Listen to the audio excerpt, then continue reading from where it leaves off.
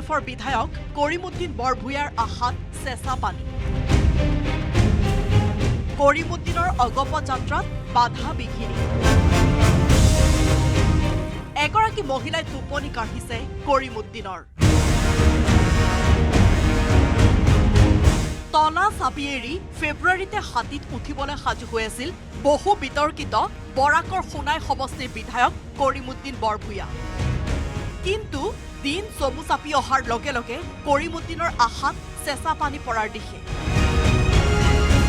কৰিমউদ্দিনৰ অগপ যাত্ৰাত বাধা হৈ থিয় দিছে এইগৰাকী অগপৰ যুৱ মহিলা নেত্ৰী আয়েশা চুলতানা।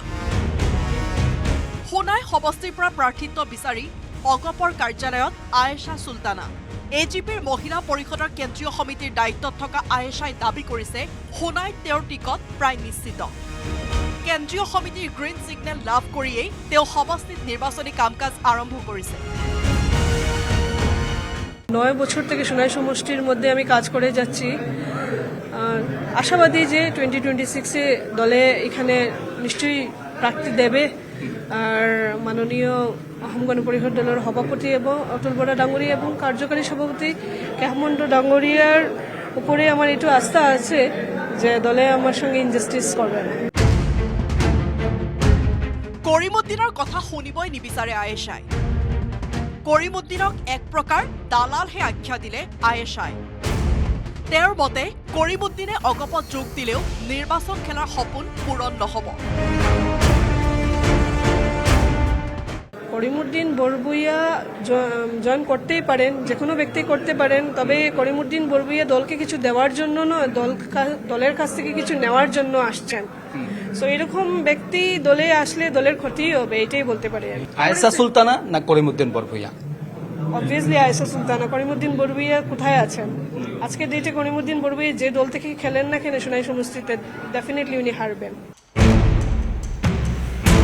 ইফালে অগপ সভাপতি অতুল বৰাৰো ইংগিত এই নিৰ্বাচনত যুৱ আৰু মহিলা প্ৰাৰ্থীক কিছু অগ্ৰাধিকাৰ দিয়াৰ।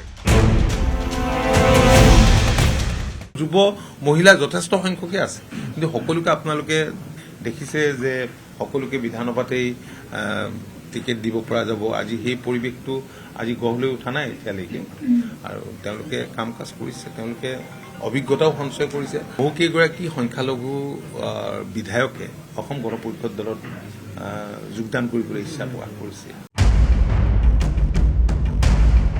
ইতিমধ্যে AIUDFতো এক প্ৰকাৰ এলাগী হৈছে কৰিমউদ্দিন।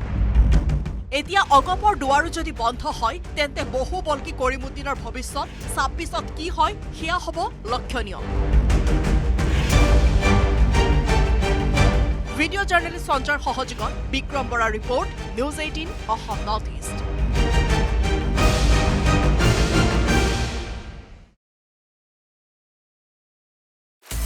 আপুনি বিচৰা বাতৰি পাব কেৱল নিউজ 18 এপত।